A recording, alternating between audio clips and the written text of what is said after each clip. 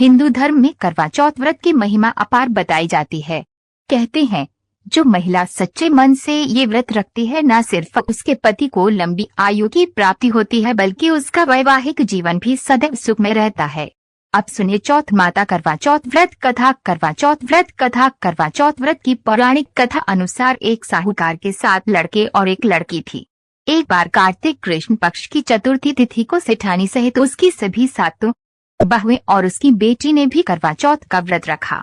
रात के समय जब साहूकार के लड़के भोजन करने आए तो उन्होंने अपनी बहन से भी भोजन करने के लिए कहा। इस पर बहन बोली, भाई अभी चांद नहीं निकला है, आज मैं चांद के निकलने पर उसे अर्घ्य देकर ही भोजन करूंगी। साहूकार के बेटे अपनी बहन से बहुत प्यार करते थे, इसलिए उनसे अपनी बहन का भूख से व्याकुल चेहरा देखा नहीं जा रहा है। साहूकार के बेटे नगर के बाहर चले गए और उन्होंने वहां एक पेड़ पर चढ़कर अग्नि जला दी। थोड़ी देर बाद घर वापस आकर उन्होंने अपनी बहन से कहा, देखो बहन, चांद आया है, अब तुम पूजा करते भोजन कर लो। साहूकार की बेटी अपनी भाभीियों से बोली, देखो चांद निकल आया है, आप सभी भी अर्घ्य देकर अपना व्रत खोल लो। ननद की बात सुनकर भाभीियों ने कहा, बहन अभी चांद निकलने में समय है, ये तो तुम्हारे भाई धोखे से अग्नि जलाकर उसके प्रकाश को चांद के रूप में तुम्हें दिखा रहे हैं, जिससे तुम अपना व्रत खोल सको।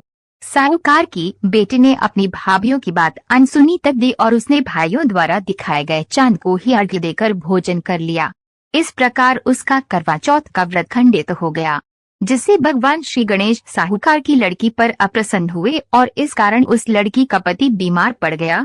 लड़की के घर का सारा धन पति के बीमारी को ठीक कराने में लग गया। साहूकार की बेटी को जब अपने द्वारा किए गए पाप का पता लगा तो उसे बहुत दुख हुआ।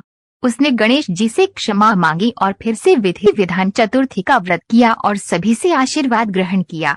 लड़की के श्रद्धा भक्ति को देखकर गणेश जी प्रसन्न हो गए और उन्होंने उसके पति को जीवनदान प्रदान किया। साथ ही भगवान गणेश ने उसे धन, संपत्ति और वैभव से युक्त कर दिया। बोलो करवा चौथ माता की जय। कम ही महिलाएं ये जानती होंगी कि करवा चौथ के दिन गणेश जी की भी कथा जरूर सुनी जाती है।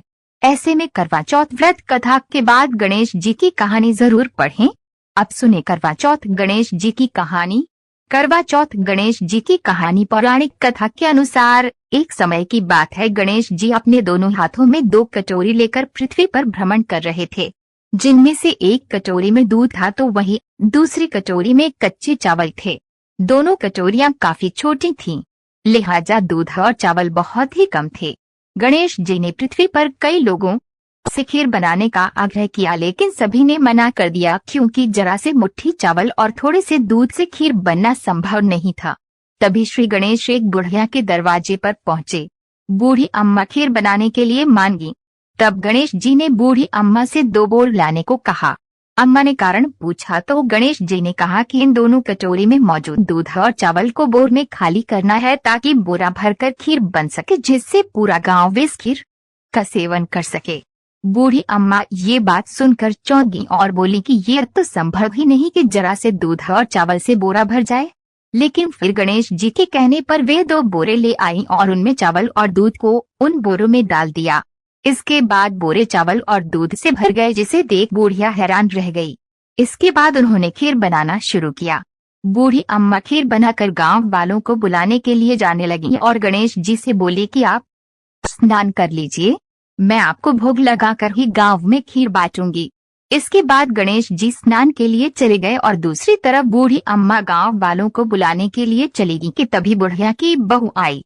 बूढ़ी अम्मा की बहू गर्भवती थी, इसलिए खीर देकर उसका मन ललचा गया और उसने सबसे पहले खीर खा ली।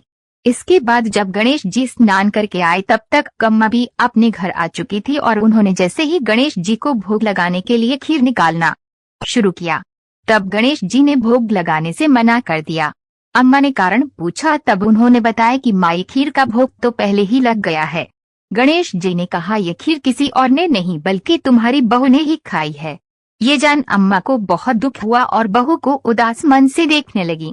तब श्री गणेश ने बुढ़िया को समझाया कि खीर नवजात बालक ने खाई है।